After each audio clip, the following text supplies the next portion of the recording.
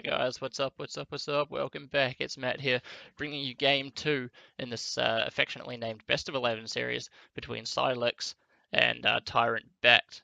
As we saw in the first game, it was a Nomad War, Korean matchup on the Land Nomad map, which BacT took. I don't want to say convincingly, but he did take it quite comfortably. And we're going to come into game 2 now, which is, as we start the game going here, I believe, and okay, I don't speak that language, so that's totally fine, but we can see from the map, it is indeed an Arabiya map, and it's going to be a Japanese war, a Japanese mirror matchup between these two players here. So again, as we always do at the beginning of these games, let's introduce the two players, introduce the map, see what's what, who's where, and what's going to be potentially going down for this game. So down toward the south of the map, playing in the blue trunks as player 1, we do have Silex playing as the Japanese, and his opponent today playing in the red trunks, the player 2 color, up toward the north of the map, struggling to find his sheep, off to an absolutely horrid start, is TyRanT BacT, the winner of the previous game. He's going to run into his sheep right now, but that is a really, really unfortunate start for BacT. Probably going to be set back quite a bit, is going to struggle to keep his town center going, maybe without grabbing Loom straight away for the first part of this Dark Age, so really, really unfortunate for him. But Japanese, fantastic Arabia Civ, always fun to play. Their economy bonuses, the 50% cheaper economic buildings. Yeah, we can see Loom coming in straight away here for BacT, so he's off to a bit of a rough start. Always unfortunate for him. But that's really nice. Gathering a little bit of food, sending his villager over to build a lumber camp, and therefore depositing that 10 food into his food bank once this lumber camp is going to be completed. But as I was saying, Japanese, a fantastic civilization to play. Their cheaper economic buildings just make their economy really easy to get going and get rolling, based on the fact they don't have to spend as much wood on the mining camps, lumber camps, and mills. So more wood for farms or military production buildings and all that sort of good stuff. So let's have a look at his map. Let's have a look at BacT's map, shall we? He's got his main gold up toward the back of his base, right pressed up against the edge of the map. So it's going to be impossible to get full saturation on that gold, but he still does have quite a few tiles available that he can access, so he should be in a good spot there.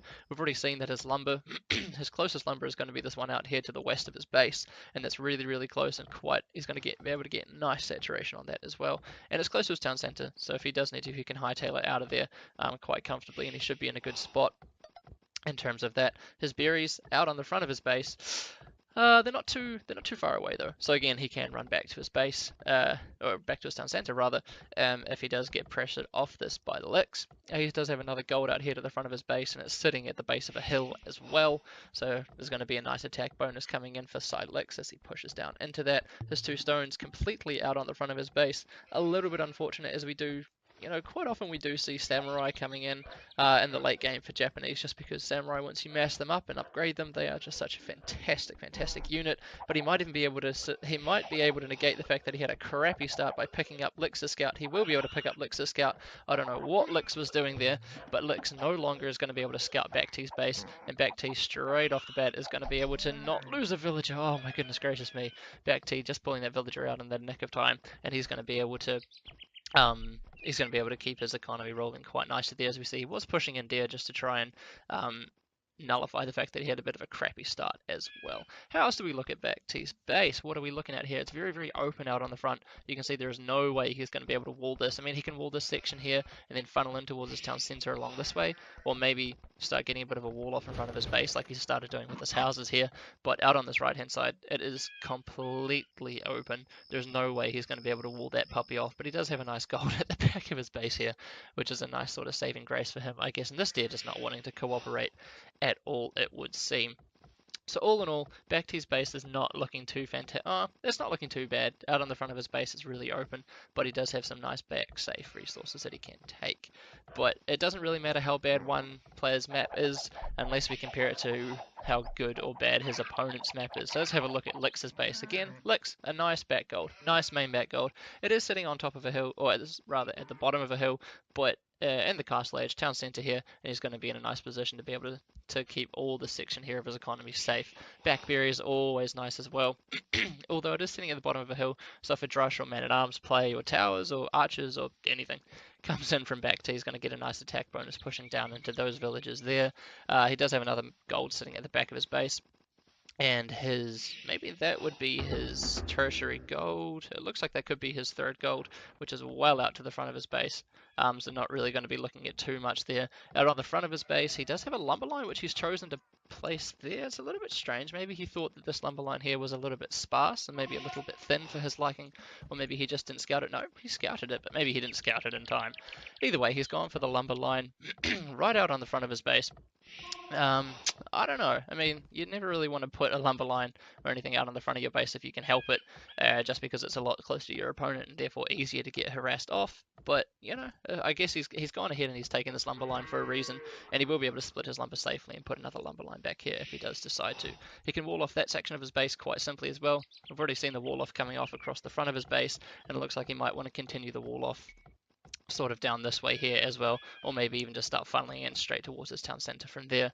So it's going to keep quite a big chunk of his base nice and safe, especially when he completes this wall off here.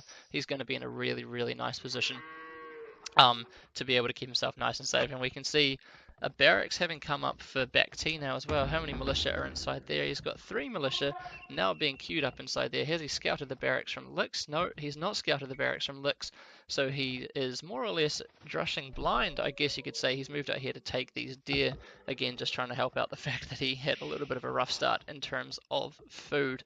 But the drush from Lix now moving around the back of BacT's base here. BacT's militia caught a little bit out of position, but there's not going to be any sort of hill bonus here for Lix as he does start pushing into these villages. As you can see, they're completely and utterly on the flat. Lix clicking up to the feudal age now as well, so it looks like it could be either a drush flush, or it could be drush into man-at-arms and then towers as well coming in from Lix, whereas BacT, either he wants to go up on a few more villages.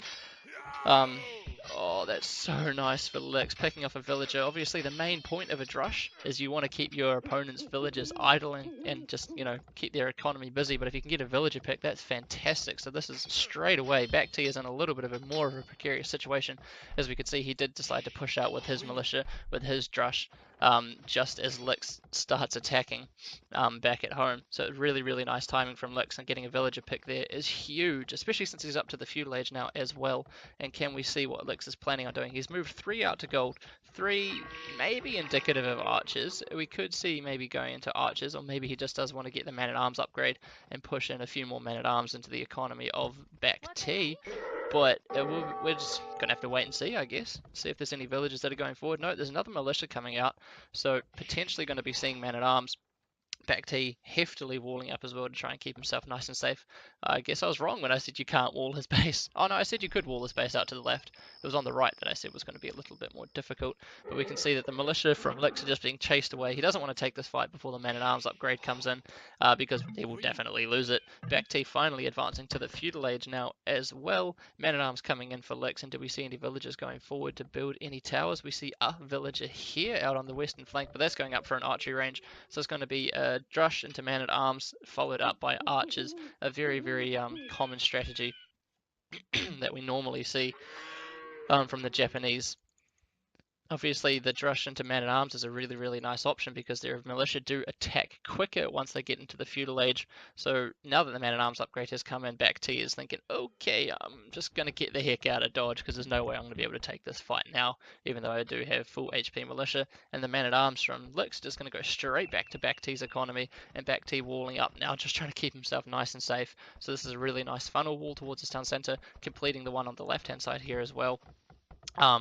With some houses just to force any aggression, any of the aggression from these men-at-arms coming in from Lix to go through his town center. There's only 4 villages around, or 5 villages around the town center, and BacT's not paying attention, and Lix is through into the economy of BacT, and he's had this quick wall. Oh no, he doesn't have the quick wall tonight. The quick walls have been completely and utterly successful in the base of BacT. BacT completely walling or micro walling in his villages there as well, as this drush does move in, denying the second archery range coming up from Lix inside of his own economy.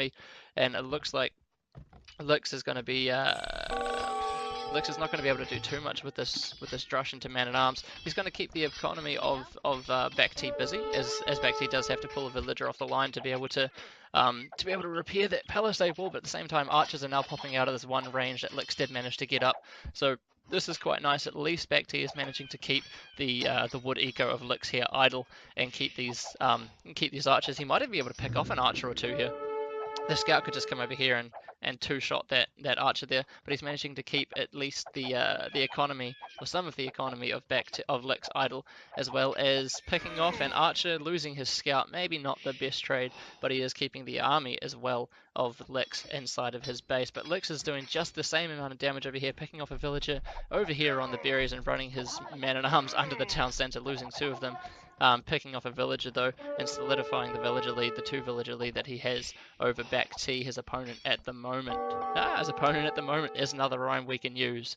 Fantastic. A 1 HP archer just escaping there. BacT aware to he's going to chase that archer down, and it looks like this archer here is going to get battered to death by a club as well. But BacT still doing a nice job pulling the villagers of Lix off the line, keeping the keeping the man-at-arms out, as well as he does manage to get archers of his own out.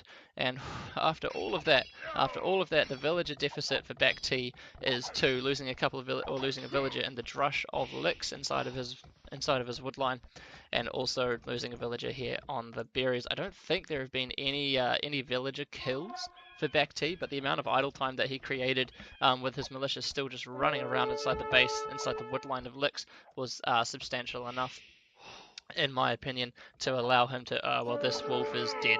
T90 would be very, very happy about that. The wolf getting the final say there. But we saw that there was one archery range having come up and a second one, no, a blacksmith. So one archery range having come up for BacT inside of his own economy here. He's keeping himself nice and safe. He's walling up pretty much all the sections of his economy, so he doesn't have to invest too much into army, because he's nice and safe. Whereas Lix, obviously, he's got a little bit of a crappier map out the front of his base. It's just hills, hills, hills, hills, hills for days. So he's having to invest maybe a little bit more into army with the 2 archery ranges before he gets up his blacksmith. Whereas, like I said, BacT can just get out a couple of skirmishes and keep himself nice and safe. But we can see the small contingency of archers pushing out across the map here from Lix. He's going to see what damage he can do to BacT's economy, and he's going to find that BacT is quite comfortably able to defend this with a couple of skirmishes, considering the main chunk of Lix's army here is archers, albeit fully upgraded archers.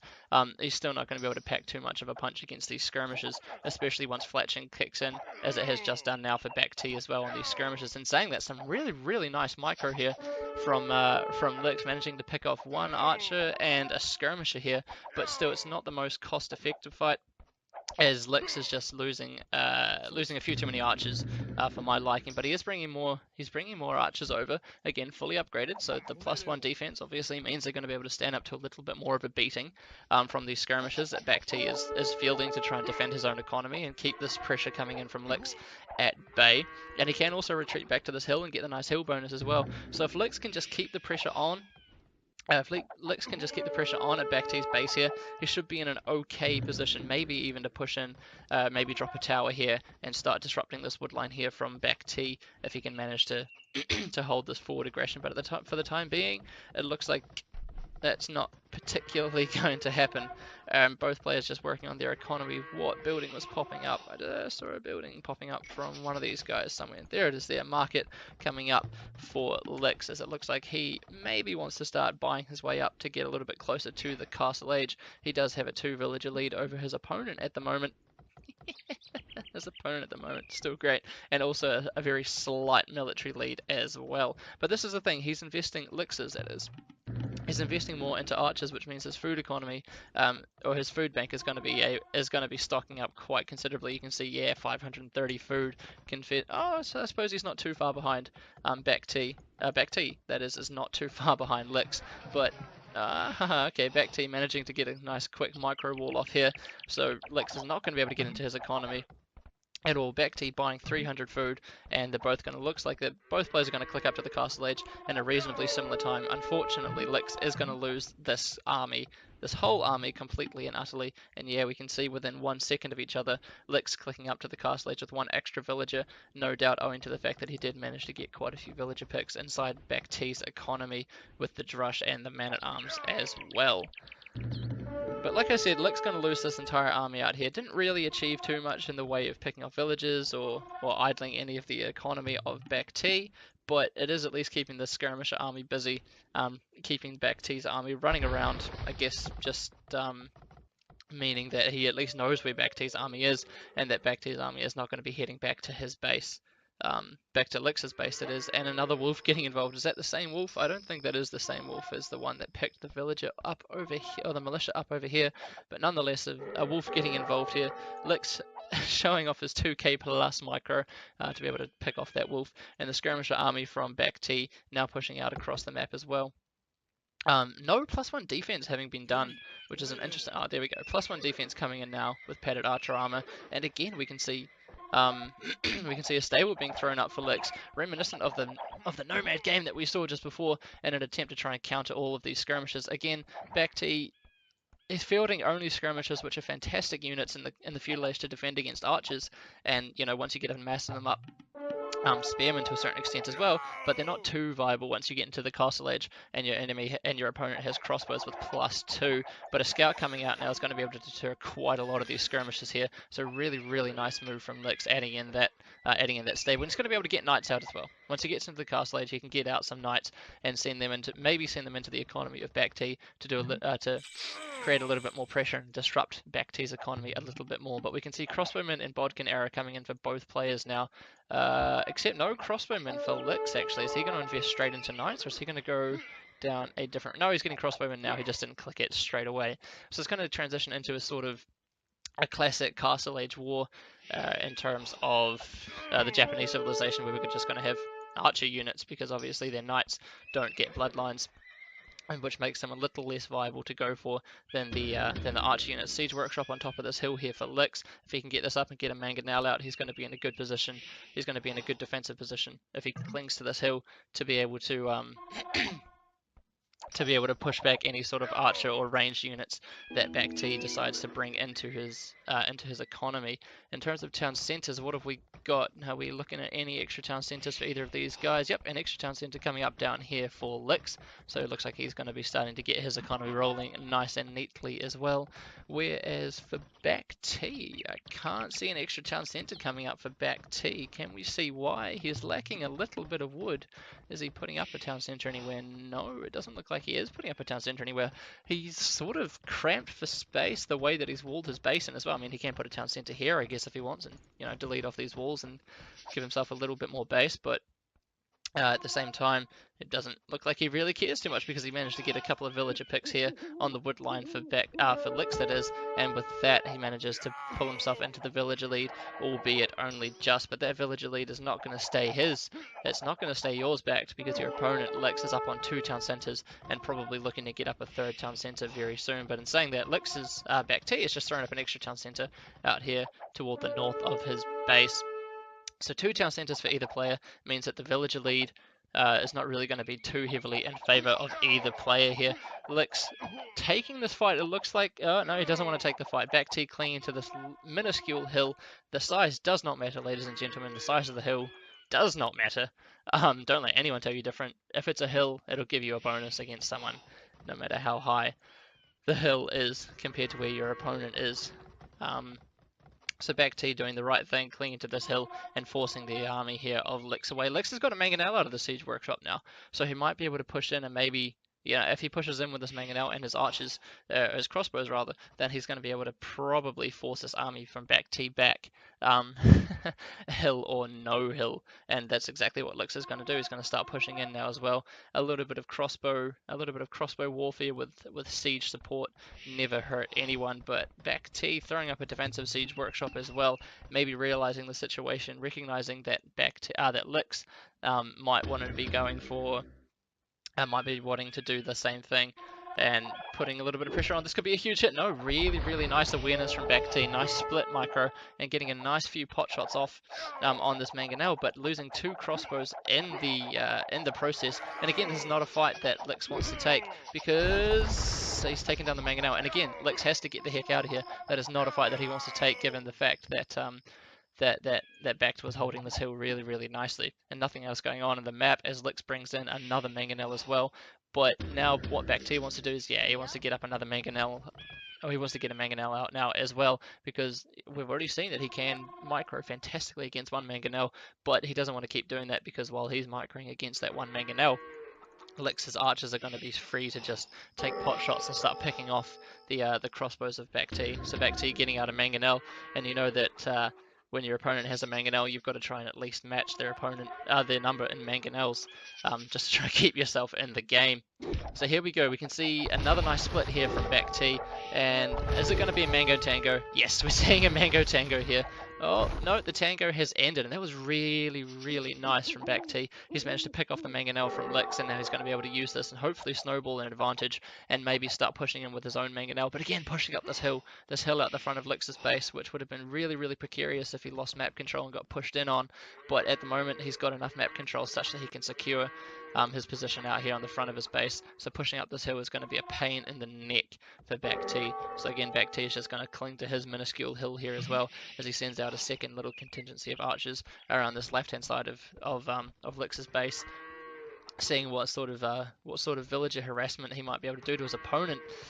It doesn't look like he's going to be able to do too much. Lix is pretty nicely walled. I mean, he can puncture a hole through these palisades out here on the left of Lix's base, but it's going to take time, and it's going to be time that Lix is going to be able to wall up behind it, which is in fact what he's doing now as well with a gate. So there is no way that that BacT is going to be able to get in here to do damage, but he can get a couple of villager picks here and maybe start trying to pull back this villager lead that Lix is really starting to pull now, seeing as though he does have 3 town centers up. That makes a lot more sense, whereas BacT does not have 3 town centers up. I can only imagine he is up to the Imperial Age now, rather, which again is not surprising, as he does have 1 town center less, so every 30 seconds he's investing 50 less food into creating villages, compared to his opponent Lix, who does have obviously an extra town center up. So he's going to be in a good position to be able to click up to the Imperial Age just that little bit sooner than his opponent, and sending a villager out here to create a little bit more of a pseudo wall off with these houses, just trying to secure his base as much as he can. So up to the Imperial Age is BacT. He's going to be there with quite a few villages less than his opponent, but the Japanese, again, such a cheap civilization in terms of economy with their economic buildings, so he should be in an okay position, I would say. But this pseudo wall is not going to help. This villager is going to go down. I don't think either player actually has... Oh, yep, no. BacT has a university. They both have a university. I'm not sure whether Ballistics has come in yet, but it doesn't matter. BacT is getting his villager the heck out of there. And this is going to be an interesting engagement, because I'm pretty sure that BacT wouldn't really want... Yeah, BacT's got Ballistics, you can see. I'm pretty sure that BacT wouldn't really want to be engaging this if he can help it, with the Imperial Age upgrade coming in. And a Mango Tango, oh, it's kind of a Mango Tango, but it's quite a big hit coming in there. BacT losing a few crossbows, that is. And now... Oh! A huge hit, an absolutely huge hit. That's going to swing the favor of this matchup. Wow, that was really, really well done from BacT. An absolutely monumental hit from one of the mangonels here, even though he did lose a good chunk of his own crossbows to the mangonel from Lix. But he does have quite... Oh, man. BacT is in such a commanding position here. Once the Imperial Age upgrade hits, how far away is Lix? Lix has just clicked up to the Imperial Age. I was going to say we might even be seeing the GG from Lix as soon as the Imperial Age upgrade comes in for BacT. But now, having clicked up, Lix is probably going to back himself to be able to defend this forward aggression that's going to be coming in from BacT. We don't see any GG. We should be seeing Arbalest, Bracer, and Two-Man Sword coming in from BacT. This forward siege workshops, a couple of rams out would be fantastic at this position in time. Bracer and Arbalest, like we said, elite skirmisher coming in for Lix, who's recognizing the situation and thinking, oh crap, I need to do something to be able to defend myself. And this is an absolutely huge wall off, with a hole down here toward the south of the map. Okay, but here we go. Arbalest, or soon to be Arbalest, pushing in here from BacT. A couple of crossbows here from Lix, also creating a little bit of idle time for these villagers here on the wood line of BacT, and also getting probably only going to get one villager, one more shot. Two villagers down in there for Licks, for BacT, that is.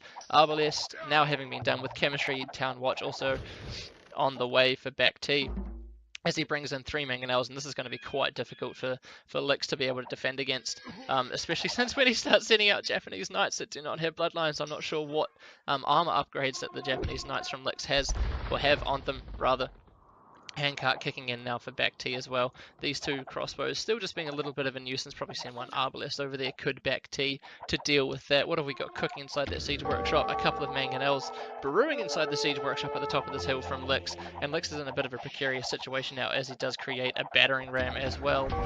Or was that battering ram? Wow, that sound is awfully loud. Let me just turn that down real quick, because I don't want to deafen myself. Oh, they are actually pretty low anyway. That's fine. Okay, so we can, now that's too quiet.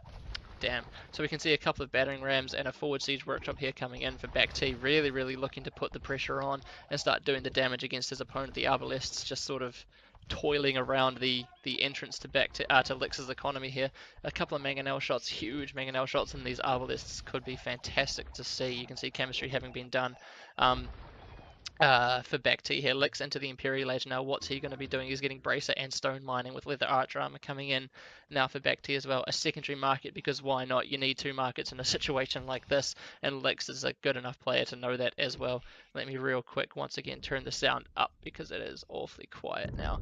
That sounds a little bit better to me. Yeah, that's a fantastic sound volume. We can see 3 mangonels having come out for Licks now as well. Mango Tango ensuing, but of course mangonels just stand no chance against Arbalests.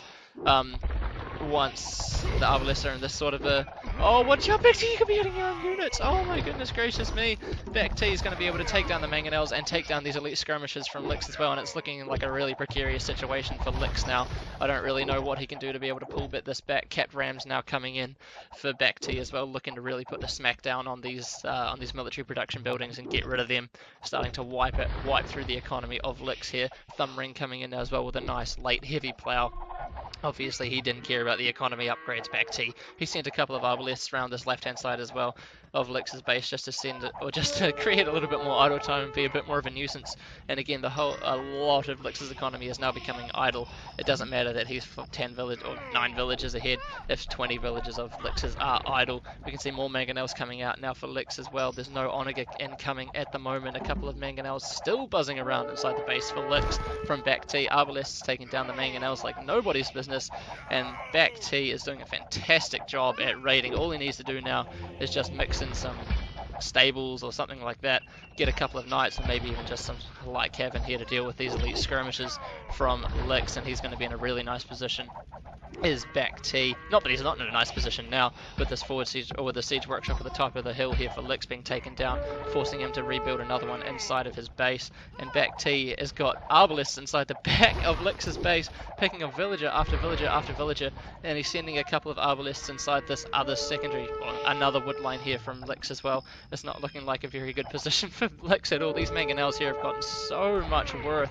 It looks like they've taken out, I think it was like 4 or 5 mangonels in total from these 3 mangonels that BacT had buzzing around inside of Lix's base.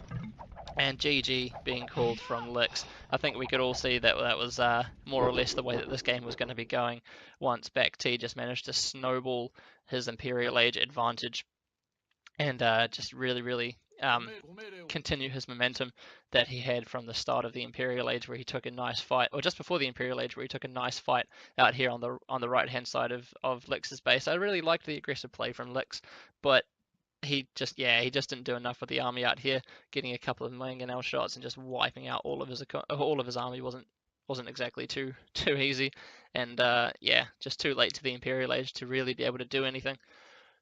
Maybe Onegas would have been a really nice addition to his army, but still, well played to BacT, really well played to BacT, and that brings the score to 2-0 in this affectionately called best of 11 series between these two guys.